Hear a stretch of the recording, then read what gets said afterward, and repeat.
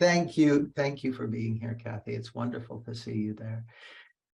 And welcome back, everybody. And I wanted to tell you very quickly about when I first met Cathy, because it was the very first principals conference in the UK back in 2010. And it was in the basement of Ticken in North London. I think it's the Finchley. No, it's not the Finchley Road. It's anyway. I used to know where it was, and I could drive there. I just can't name the road. And you know what principals conferences can be like. It was very, very slow, very, very meditative, very, very hypnotic, and everyone talked in a very slow, deep voice. And as far as I was concerned, up till that point, it's like, that's what the principals sound like. And that was a problem for me because, I'm kind of a bit all over the place and, up and down and left and right and that sort of thing. And then this dynamo hit the stage and was telling stories about taking the principals into prisons and taking them into blue chip companies and taking them into shelters and here and there and working with mental patients and she was a bundle of energy, but there was this beautiful feeling at the same time. And I was like, I got to talk to her. So I went up to her and I just had this sense that we're going to work together someday. I didn't know, like at the time, I didn't have a principles trade. I wasn't teaching the principles. I was still very early on in my exploration with very early. But I went up to her. I said, hi, Cathy, my name is Jamie. We're going to work together one day. And she's like, okay. So we stayed in touch. And then I flew out to California and Cathy took me into the prisons with her. And I then thought, you know what, I want to run a program in the UK. Will you come over and teach on it? And she said, yes. So she did. And then she introduced me to Mark Howard and he came over too. And then the three of us put together a trainer training program and ran that. And it was amazing. And we've been dear, dear friends ever since. And she, funnily enough, Cathy is one of the people who I think is a master of everything we're exploring this weekend, which is bringing your unique expression to life, not doing it like everyone else is doing it your way. And your way is different from the person sitting next to you, is different from the person sitting next to them. And I think it's so wonderful that we've got the opportunity to hear from her. So please unmute yourselves for a moment and give a huge round of applause to my dear friend and colleague, Cathy Casey. Hey, Cathy. Thank you. Oh, so early in the morning. Yeah, well, I told them before the break. I'll take it. Cathy, I told everyone before the break that this time of day was absolutely appallingly early for you, and that we had to negotiate mightily to get this early. So we all deeply appreciate. I'm fine. Yeah, I'm fine. Oh, no, thank you. It's so good to see you, Jamie. It's so good to see you, my dear. Yeah, and every time you talk about how we started together. You all need to know when Jamie did fly out to California and we went into the jail, and this was a special unit. It was called a PC unit, meaning guys who were leaving the gangs to look good to the judge, basically. I mean, these were diehard gang guys, but to look good they said, all right, I'm opting out of the gang. So they have to put them in a special unit because, once you declare you're not in a gang, then you'll be killed. I mean, that's just how it is when you're in the system by other gang guys. So anyway, so this is a group of guys, and I've been teaching them for a bit.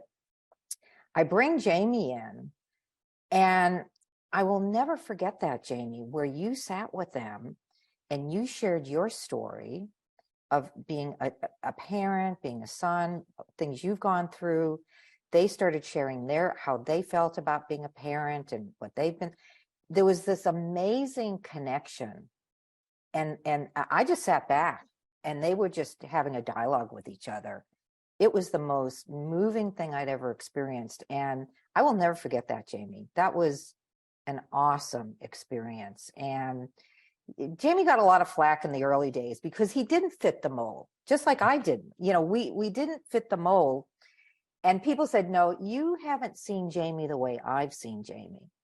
And I mean, that just blew me away. And from that point on, we were joined at the hip pretty much for a couple of years. Yeah, for a couple of, I even stayed with you. I lived with you, which was kind of interesting. It's They like were good times. the Energizer Bunny, you know? But I found I'll somebody always, speedier than me. I'll always remember it too, Cathy, because the feeling in that room when we were working with the men on the wing, it was incredible. It's amazing. It was incredible. And the, like, I'm happy for you to talk about whatever you want. And I know that the prison work, for instance, which is something you pioneered with the principles, like you were first through the gate with that by a long shot. That looks to me like one example of you kind of following what I'm calling your unique expression. So I'll give you my sense of it. This is what I've said to everyone here, is that who we really are is the wisdom and intelligence behind life. Like, that's our true identity. And that true identity expresses uniquely through each one of us, and uniquely for our circumstances and the time in history and our personalities and everything like that. And then what we do with that is our unique expression in the world. And so I just love to start by, well, actually, I'm gonna read the same quote that I read to these guys and read before. We had Emma. I can't remember. Have you met my beloved Emma? No, I don't think I have. No. Oh, well, I look forward to the two of you meeting. She's listened to you a bunch, so she's very au fait with you, Cathy Casey. So this is a quote from Martha Graham, who said, "Oh, for heaven's sakes, yeah, yeah, one of my many influences." She said, "There is a Did you know I used to go out with a ballet dancer?" No, I didn't know that. No, long time ago. Yeah. There is a vitality, a life force, an energy, a quickening that is translated through you into action. And because there is only one of you in all of time, this expression is unique. And if you block it, it will never exist through any other medium, and it'll be lost. The world will not have it. It is not your business to determine how good it is, nor how valuable, nor how it compares with other expressions. It is your business to keep it yours clearly and directly, to keep the channel open. So that looks, I look at that and I'm like, that's a thing. That's it. Yeah, that's a thing. So what does it mean to you, Cathy, this idea of unique expression? Well, it's funny. I don't know if it's because how I grew up. I grew up in a very large Boston Irish family. I'm the oldest of 10. And pretty much we were all very expressive, because if you need to get your needs met, you need to talk louder, faster, et cetera, et cetera. So, and I was very comfortable with people around me, because, when you're surrounded by family like that, it helps you be more, I guess, confident in yourself. I don't know what it is. And my dad, he was a trip. He was he's a character. But anyway, when I do mentor people on teaching this understanding, and I always say, imagine how you are if you're just hanging out with your friends. We're all just people we feel comfortable with, and we're just hanging out. We have no agenda. We're just talking about the weather, politics, whatever. That's the reference point you want to have. That's being yourself. And see, when people are just at ease and within them, just being themselves, that creativity will emerge. See, that's what she's pointing to. Yeah. If you're trying to be in a role, like I am a teacher, or I am a consultant, or I am a whatever you want to, even I'm a grandmother, even that is putting a layer. Yes, I'm a grandmother and I love being a grandmother, but I'm a human being, and they're cute little human beings, So when I'm with them, I'm not changing how I am. So how I am right now is how I am with my grandkids. Yeah. And that's something I think a lot of people don't realize, because we do adjust how we are. You know, you go to work, you're in this way of thinking, you go home, you're in this way of thinking. It's like we're always adjusting in our minds to where we do get lost. You know, we get lost in all of these different caps we keep changing. So, and Mark Howard, he talks about this a lot. You know, when you want to have an impact and get a connection with folks, imagine people are coming over to visit you. Imagine you have a front porch and you have these very nice rocking chairs, and they show up, hey, have a seat. What can I get you? You know, would you like some lemonade? Would you like a beer?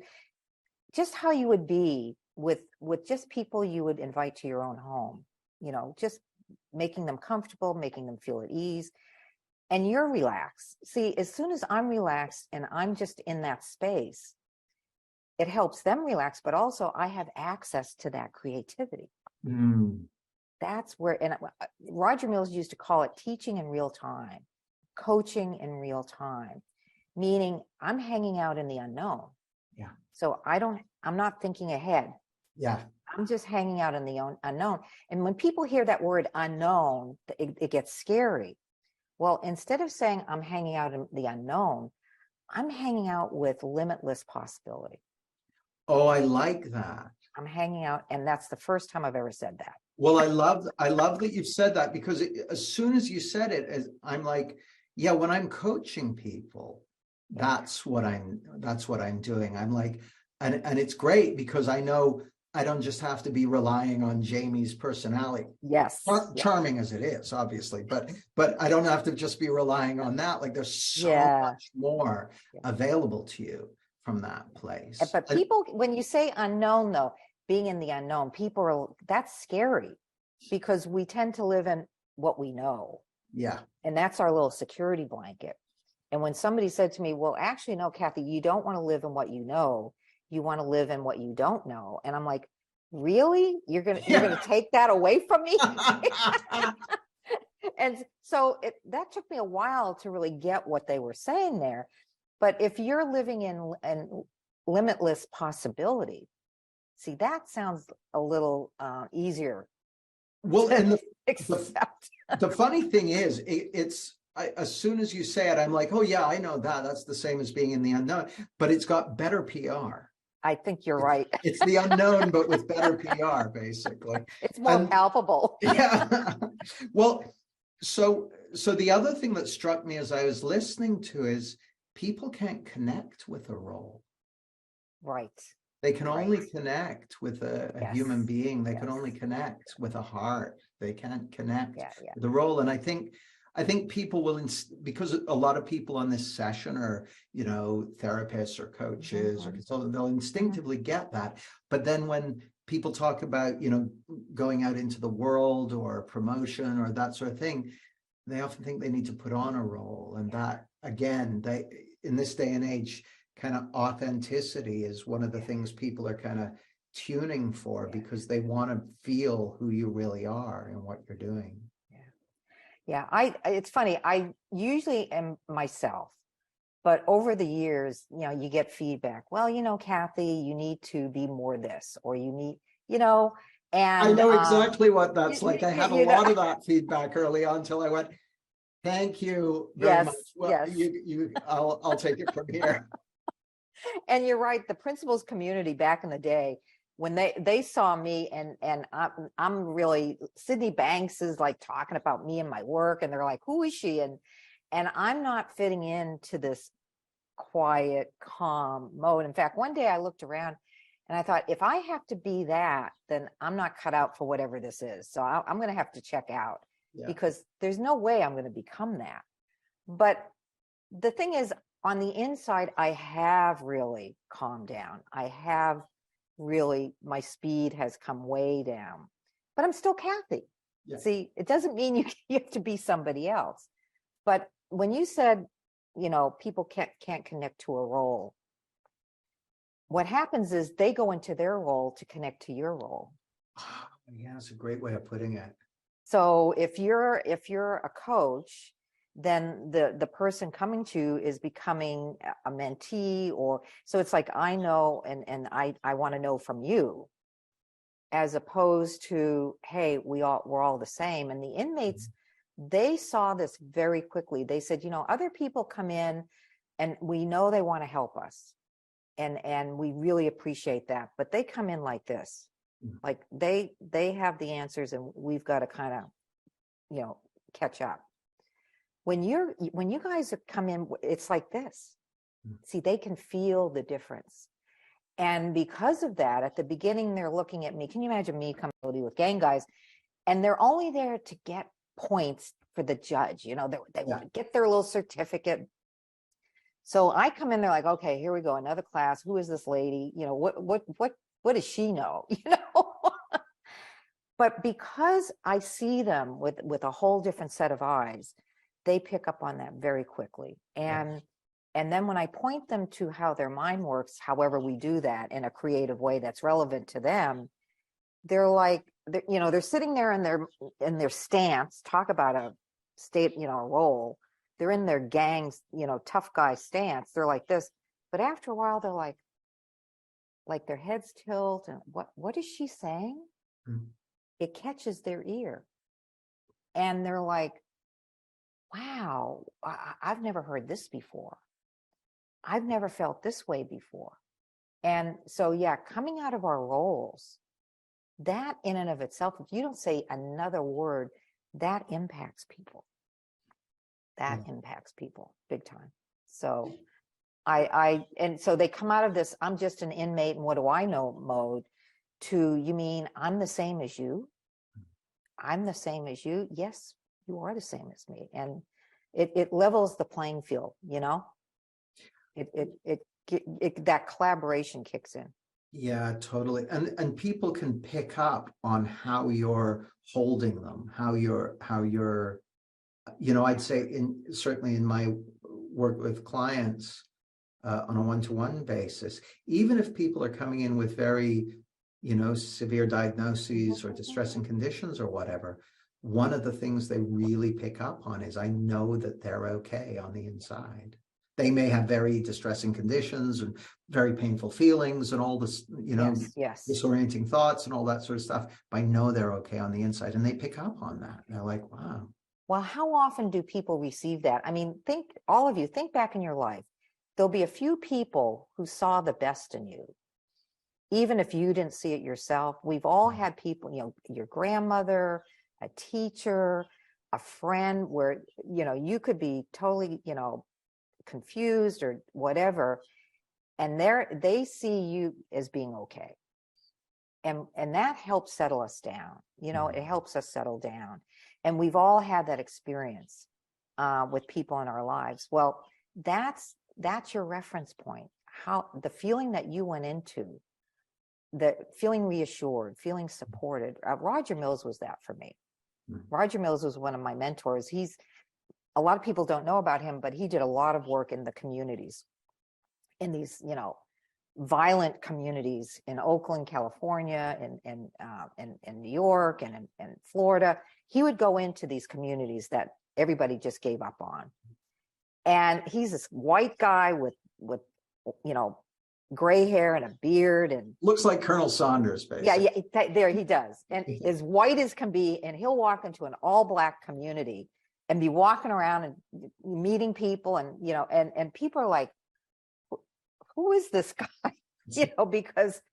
But he had that sense of, hey, we're all the same, and people felt that from him. So as my mentor, when I'm falling apart or I'm confused, he would look at me and go, so what? And I'm like, well, what do you mean, so what? This is not good. He said, well, what, you're not human? I said, no, I'm not human. He said, really? Are you so you're the exception? And as I'm hearing myself, Roger, it's okay. I can be human and not have it together. And he said, well, hello, join the club. He was the person who allowed me to be okay with all my flaws, that I didn't have it together in all areas. And that was a big deal for me. That was huge for me. Well, it's so interesting, Cathy, because one of the things that I've been exploring with my girlfriend Emma is just this idea that there's something about being around people who welcome the entirety of you, not just the bits that we've worked on or the bits that we're proud of or all that sort of thing. But there's just this almost this sense that on some level, all of us crave to be accepted, seen, whatever you call it, in our entirety. And I think there's something, it seems to me anyway, that there's something about being true to that unique expression that takes you on the journey to that. Like it clears away, like even as I hear you talking about working with your mentor and the journey you were going on, that seems to me like your journey of unique expression. So how did that come about, Cathy? How did you go from being a person who wasn't doing that stuff, wasn't doing that work, all that sort of stuff, to being there? Well, I think up until I got exposed to the principles, I was getting my master's in clinical psychology, and I was trying to fit into that role. And I would go kicking and screaming, like, Cathy, this is what you need to be doing. Somehow it's not happening. You need to, and I never felt like, okay, how I was working with the client, no, you need to do it this way. So I got to the point where I had a dear friend, Linda Ramus. I'm quitting. This is not for me. No, just get the stupid piece of paper. You're almost finished. Just hang in there. And all of a sudden, when I heard the principles, and I'm doing an internship with clients, right? And I'm like, well, that makes sense when I heard it. So when I went back to my clients, so Thursday and Friday, I hear these principles. Monday, I'm with my clients I've been working with in my internship. And I said, listen, guys and ladies, everything we've done up till now is going out the window. I want to share something that I just heard. And I'm very limited. I just know a little tiny bit, but I'm going to share that with you. Now, if that doesn't feel right, I'd be happy to refer you out. So if you don't want to shift gears with me, no problem. Well, they all stayed with me, which was amazing. And I just started pointing them in this direction. With what little I knew, trust me, I didn't have a clue of what I was doing, but I just shared with them what I saw for myself. And over time, these clients who had these diagnoses, I have to report to my supervisor. I'm under his license. And so we're doing the case, I present the case, report the progress. And after I said, wait a minute, no, what's going, this is not right. You're telling me these issues are going away for these folks? No, this can't be true. So he observed me. He interviewed my clients. I mean, he had to check me out. He thought I was making it up. Yeah. And after a while, after he did that whole process, and he watched me, the two-way mirror thing, the next time we met, I want to know what you know. Can you imagine my supervisor had that humility? PhD clinical psychologist. I want to know what you know because I've never seen that before. See, I came out of my role of trying to fit into how I need to work with people to, okay, this is something that I know is true for me, and I just want to share that with you. So I didn't worry about doing it the right way or the wrong way, or, I was just so different. It just changed. And from that point on, I started what Roger talks about a lot is working with people in real time, working with people in the context of helping them see why they have anxiety or why they have anger or why they are addicted to drugs or why. It's not that I have to help them not do that anymore. I just want them to understand what's behind it. And sometimes we don't even talk about the issues. We're just talking about this in terms of this is how human beings work. And they apply it to their own lives and they get their own insights about, oh, now I see why I have all this anger. So the turning point was right. I was actually doing the work already. And I think that helped. I was working with people already. And then, of course, I started teaching inmates in jail while I was doing another job in jail, I decided, wow, why not share this with them? So it was like a real shift. And it's hard to explain, but it was more, instead of outside in stuff, I started working with people inside out. That's probably the best way to describe it. Well, so the question I had for you around that, Cathy, is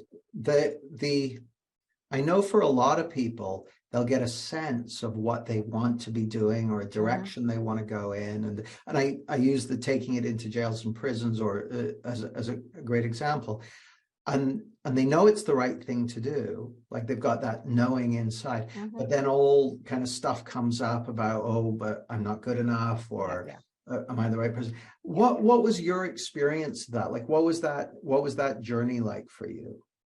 Well, I think before I did any of this, I tend to jump into things. So I've always been that way. In fact, I remember this, and I shared this a few weeks ago with another group of folks. When I was I think I was like 5 years old. I grew up in Boston. We were living in a really tough neighborhood, and we lived in one of these tenement 3-story buildings. And my parents told me that I did this. So I'm about 5. I somehow slip out of the house. And we're on the 3rd floor, so I go all the way downstairs, and I walk up to the corner store, which I'd been to with my dad. Go into the store because I wanted some candy. So I went in, walked in, saw the candy I wanted, took the candy, and walked out and went back home. And so all of a sudden, I guess my parents saw me with the candy, and they're like, "Where did you get that?" "Oh, I went up to the corner store to get the candy." And they're like, tells you about my parents, they didn't notice that I slipped out.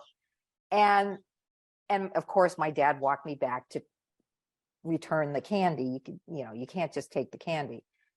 But at a young age, I think I just wanted to explore. So I think that was just in me, just to start with. I had, when you're little, you don't consider it might be dangerous for a 5-year-old to walk up to the corner store. So I think from that point on, because I left home when I was 17 years old to join Vista, I mean, I was just always wanting to jump in. But here's the thing. I would jump in, but I'd be scared to death. Yeah. I would do it, but I'd be, and also feel so insecure, so like, oh, if people really knew, all of that good stuff. Once I started learning the principles, and George Pransky said this to me, he said, "What I love about you, Cathy, is you get in over your head. That's why you're going to go further than anybody else. You get in over your head, and it doesn't matter if you blow it or not."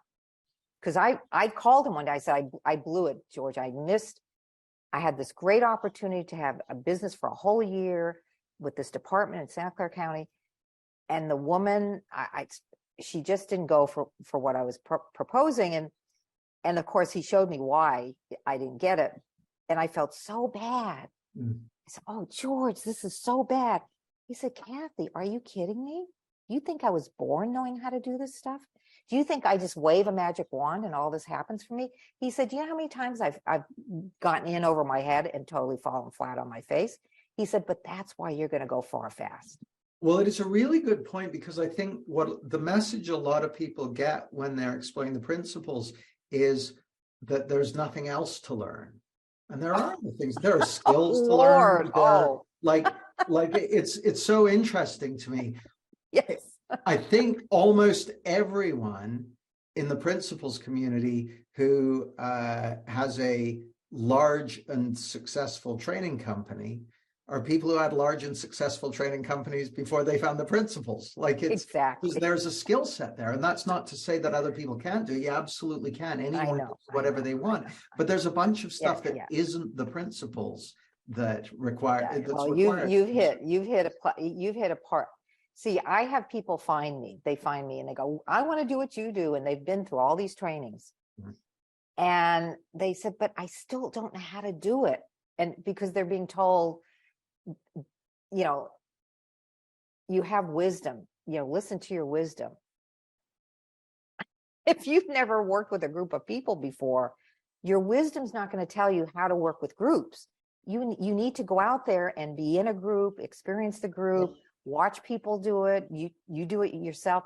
you have to play with it and learn, or have somebody mentor you to learn. I mean, there are a different set of eyes you need to have when you're working with a group of folks. And so I get very frustrated when I hear that. Yeah. And because I'm doing a TOT now where we're doing like literally experiential, they're actually doing it. Yeah. You know, okay, you're going to be meeting, you know, the CEO of a company now, and they've invited you in to talk about what consulting services you could bring to Like that role plays and stuff. Yeah. big time role play. Yeah. But role play with a certain set of eyes. Yeah. Like you're not there to market and push your agenda. You're there to get an understanding. What do they see about their company?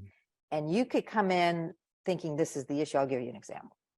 The nursing director at this huge public hospital, she had heard me speak somewhere. I get a call from her. Could you come in? One of our high-level nurse managers committed suicide. And the whole place is in a tailspin. And we're going to need help. So I come in. Now, I could have easily come in with a program for grief. You know, somebody committed suicide. You know, we could do a whole thing on grief and dealing with grief and all of that. No, I went in and I said, okay, now what is it that you're concerned about for your group of nurses?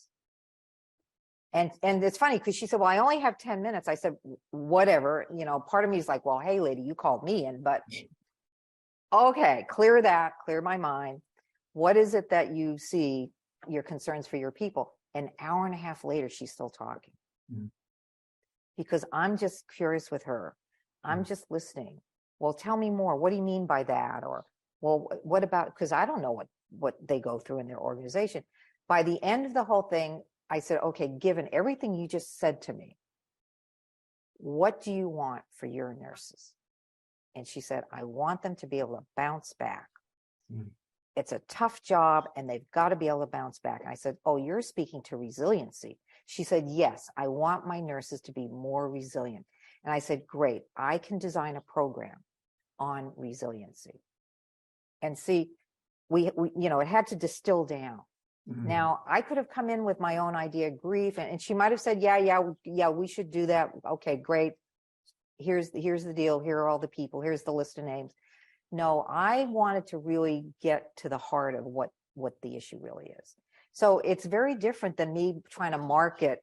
Yeah. Oh, I have a program in grief that'll help your people. See, no, I want to know what they want. So I'm having them role play that. Yeah. Cathy, the thing that strikes me, and you've worked with lots of people over the years, seen people in all kinds of different situations. A lot of times I'll see people who clearly have something they want to bring to the world and something valuable, like not in terms of a program, but rather in terms of what they're called to express in the world, what they're called to bring. But I see stuff getting in the way of that, like in terms of whether it's fear of criticism or now you and I don't have that in the same way these days for whatever reason. Like you, similar story. When I was 4 or 5 years old, I was saying to my parents about how interesting it was that the sprinklers come on at like 4 a.m. And they're like, well, how do you know that? And I was like, oh, I went out for a walk in the middle of the night, and they were laughing. They thought it was bullshit. And then they saw my shoes were all covered with grass and stuff for me. And then they were freaking out. So I had that same somewhat exploratory capacity. But yeah, because it seems to me that when we're following that calling, that unique expression, it will bring up stuff to let go of and that sort of thing. What do you? Well, you know, George said this one time. You have to have some courage. You know, sometimes it's just, you know, just do it. I know that sounds kind of too simplistic. Not to me, it doesn't. It's like one of my favorite words. So yeah. But we need to be okay with being uncomfortable. Okay, we need to be okay with having, you know, anxiety about doing something new. But I always have people look back on your life. We've all started with something that we knew nothing about: school, college, learning a skill, hobbies, Learning a walk. whatever. We've all started not knowing about something. Then we learn how to do it, and then we're off to the next thing. But when people start talking about, well, I want to be a coach, or I want to teach this, or all of a sudden it's like something from outer space or something. Like, well, you've learned new things before and you got through that. Why is this different? Well, you know what I think happens, Cathy? I think for a lot of people, they somehow get the message that if I understood the principles well enough, then I wouldn't feel anxious, or I would somehow know how to do it, or that sort of thing.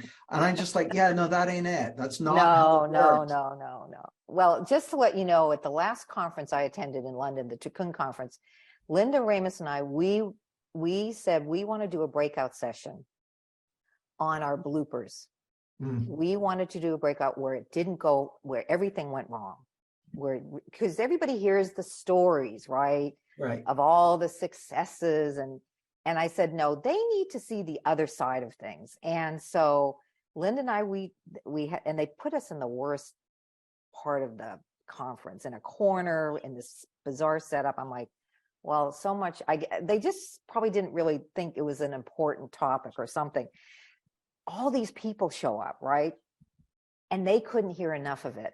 Lynn and I are sharing where things went terribly wrong. Again, this big public hospital program, we did a lot of work. We had the buy-in from the top people. We're good to go. The director of nursing, she brought us in, and we designed the program, and we had to do it in different shifts because they're all nurses on different, and nobody would sign up. And we're like, what's going on? And we started meeting with small groups to kind of, and now by the time we're meeting the third group, and they're sitting there like, and these are nurses that are, like, hey, looking at finally this one nurse, she pulls us aside. She goes, you don't know, do you? And we go, we don't know what? Well, the nursing director, she's the Antichrist. Everybody hates her. So she's bringing us in, and we don't know that they all hate her. I'm like, and my dear friend Linda Ramus and I, we looked at each other, straight to the bar. She has her margarita. I have my martini. Like, oh no. I mean, it just totally, like, we looked at each other like, you've got to be kidding. And we found out the hard way, we didn't do due diligence. See, we should have done more than just, okay, we gave her the program, we're coming in, and nobody's interested. And so think of a balloon and feeling totally deflated. And so many different stories like that, where we've done trainings and people, as soon as it's over, they're flying out the door, like couldn't get out of the room fast enough. Well, what's up with that? And then realizing we had no rapport with the group. We were so intent on teaching this that was going to help them. These are teachers. We didn't get any connection with this group of teachers, and it was a disaster. So yeah, I think when people, and they couldn't hear enough of those stories. Yeah. We said, now, you sure, you guys, are you okay with these stories? Are you getting bored yet? No, we want more. So I propose all of the top teachers, we actually have a whole session where everybody shares. I think it's a great idea, because it ended up backfiring, though, because they coupled it with share your experience with Sydney Banks and share your bloopers. And I said, no. They all talked about that's a blooper. Banks.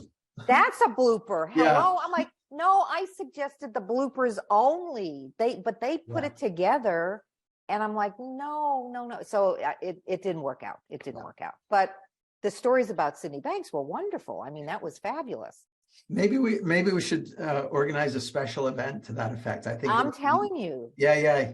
I think that would say, I mean, when you see your mentors, we tend to put them on a pedestal, right? Yeah. Well, I've seen my mentors totally blow it. That was helpful. That was really helpful. Cathy, what I'm thinking is, it would be good. I want to basically ask people, what would you love to ask Cathy? Yes, what would you love to know about? I want to hear from you. This has been fantastic. So I want to, are you okay for another 20 minutes or so, Cathy? Oh, I'm fine. Oh, hey, beautiful, I have beautiful. nothing going on. Yeah, because the thing is, you first got introduced to the principles, what, 28 years ago, 29 years ago? How long Yeah, was 95. 95. 20, So yeah, 28 years, about 28 years ago. yeah. So you've got, and that's been the majority of your work activity ever since, hasn't it? 100%. Yeah, exclusively. So you've got 28 years of doing this work, sharing this understanding, working with all kinds of different people in all states of repair and disrepair and all that sort of stuff. So you got a ton of experience, and that whole process all along the way has been, I'll give you a great example, actually. This is kind of interesting. You referred to it slightly. So guys, Cathy, I'll give you a different version of this, but my version of it, when I first started sharing the principles, I was the Antichrist as far as the principles community were concerned, because I was just kind of rocking up like some fucking idiot doing whatever he liked. And but what I saw, the turning point for me was I went to the principals conference in Florida in 2010, September 2010. So this is 12 years ago. And I got there, and the average age was 60 years old. Yeah. And people were referring to me as the young blood. Yeah. I was 45, and this understanding was unknown. And I knew, right, that the biggest problem most movements have is outliving the death of the founder. And Sydney Banks had died a year before. And I was like, we got to do something, or this is gonna. So I was like, okay, let's do a program, let's do a trail, let's mark, blah, blah, blah. And then everyone started freaking out. So I didn't know everyone was freaking out, because the habit in the community at the time was to not speak to the person, to go to everyone else instead. So Cathy was one of the teachers who agreed to speak at that. But I know you, Cathy, were getting lots of pressure from your colleagues not to do it. And to me, that's a classic example of following following your heart in spite of the, in some cases, quite intense pressure to conform and that sort of thing. Well, that seems like a perfect example to me. So will you speak to us about, like, I'm not asking you to break any confidences, but will you speak to us about that? No, I think it's true when new movements, and you helped me with that, like when Christianity started, you start with Christ, and then 100 years later, how many versions, and things just go that way. But I knew you. I knew I had my experience of you. You wanted to bring the principles to London, and you wanted to have a program just on the principles. You weren't mixing it with anything. You had your old business, which you needed to, get wrapped up, and that's going to take time. But you really wanted, and so you designed a program where you wanted to bring all the principals teachers, and just not you teach, they would teach, me and George and all these other people. And people just freaked out. NLP, NLP, bad word. They somehow thought you were trying to mix NLP with the principles or something, who knows, with contaminate the whatever. And so everybody was like telling me, Cathy, you shouldn't participate. I'm like, what are you talking about? What do you mean? So NLP people should not learn the principles, whereas murderers and rapists, I teach murderers and rapists the principles, and people put me on a freaking pedestal for that. But if I want to talk to a group of folks who are coming from NLP, that's not acceptable. Now, help me understand that. And they couldn't say anything after that. I said, you guys go away. That was much more polite than what I said when I heard. Well, I pretty much, and I didn't respond. So I stopped responding to all these emails. they finally got a hold of Mary Martin, who's my dear friend. Cathy, are you okay? People are calling me because you're not responding. I said, Mary, you know me, don't you? She goes, yeah, absolutely. She said, do you trust that I know what I'm doing? She goes, absolutely. I said, then everything's fine. And then, of course, everything's settled down. But what I loved about you, Jamie, is you actually reached out and stayed connected to these folks. You didn't just say, well, to heck with you guys, I'm on my own. You actually got connected. I was so surprised. Oh, I'm meeting with Elsie and Chip. Oh, I'm going to be talking to George after they were dissing you, after they had, and I'm like, wow, because Jamie knew the truth of the principles. You knew the truth of the principles, and you knew, I felt like you had certainty in that, and you were going to do it one way or the other. You were going to get that's what I saw. Funnily enough, that's but it's funny you did, if you don't fit the mold. But like I said, people raved about me teaching the inmates. Oh, look at Cathy, look at the work she's doing. And yet, if I wanted to work with somebody like 12-step people, or people who use hypnosis and what is that tapping program? If I'm working with these folks, they're like, oh, no, you should. They don't qualify. And we wondered why we couldn't get this in the psychology world. I said, you guys, you're missing it. So I just sort of went on to, I'm on my own path. There may be a brouhaha going around me, but I'm just like, I'm on my own path. And I'll tell you a cute story. I was with Michael Neal. He invited me up to Napa. He said, I have these extra rooms that are paid for because people couldn't show up, free weekend if you want to come up. You don't have to do anything, Cathy. So of course I went up to Napa, and I said, of course I want to sit in on your groups. He said, well, I have one request. And I said, what's your request? He said, I'm in a dilemma and I'm totally stuck. If you could help me with that in front of the group, that would be great. Sure. So at one point he says, okay, I'm ready to deal with my issue. And he has the big whiteboard. He said, here's the deal. I've written my first book. I know what my third book's going to be, and I know the title from my third book. I'm finishing my second book. I can't come up with a title. And my publisher is on me, and I've got to come up with a title. And he's writing all over the whiteboard.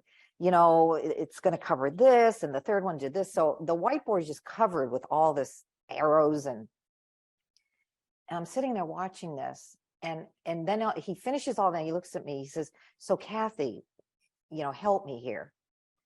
I said, Michael, look at the whiteboard. Look at the whiteboard. And I go, and you're wondering why you can't come up with it. Look at the whiteboard. He goes, oh my God, you're right. Just seeing the whiteboard, I said, well, you think, maybe that's the issue. Not coming up with the title. This is the issue right here. And he goes, oh my God, you're so right. And all of a sudden, right in that moment, he came up with the title. Nice. Which one was that? The second book.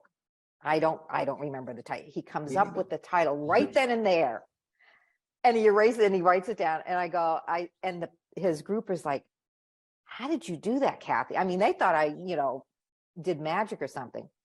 So then Michael says something that really blew me away. He said, yeah, worst case, I figured, well, when I get up to Salt Spring, that's where I'll get the answer, because it's, Salt Spring is that it would happen there. And then I said, well, excuse me. So Salt Spring has something that isn't here now. And he goes, oh, did I just say that? I go, yeah. I said, there's nothing different about Salt Spring or here in Napa. And he had set himself up, well, I'll find my answer up there. Yeah. And so that was amazing. Two things that he sort of dispelled right then and there, this idea that there are more spiritual people or more places, or you're going to have more access, and whereas here you won't. I will never forget that. And meanwhile, his people are watching this. They're like, what's going on here? Because Michael's like, oh my God, I see what you're saying. I mean, he was shocked. He was shocked that he thought that way. He was shocked that. So I forget what the point is, but the bottom line is, you know, we all know, every human being has the capacity to know what to do. And there's no form. And if you trust your own wisdom, but here's the thing, maybe it won't work out. Like when we went and tried to do this program in the public hospital and we're going along like, this is great. We missed it. We totally missed, like, well, why are people, somebody had to pull us aside and tell us.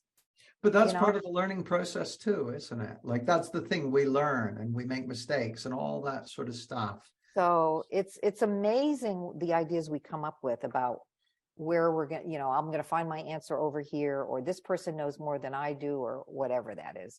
It doesn't matter. It doesn't matter. So in a second, Cathy, I'm going to invite questions, but one thing I wanted to check with you. So there's something I often say, which is, you're going to learn things by taking action and trying things out that you're never really going to figure out in the privacy of your own head. And I'm not saying that insights only happen when you're taking action, because they don't, but there's something about throwing yourself into the world with what you're doing that creates opportunities to see something new. Is that your experience, and or do you have anything to add to that? Huge point, huge important point. First of all, there's no requirement we have to do anything. Okay, people learn the principle, oh, I want the world to know this, I want to help the world. But you know what? You don't have to do anything. You know, there's no requirement you have to go teach or coach or whatever. So that's the first thing. Not even prison inmates? Don't we all have to go? No. How many phone calls? Sydney Banks said he wants everybody to teach the inmates in prison.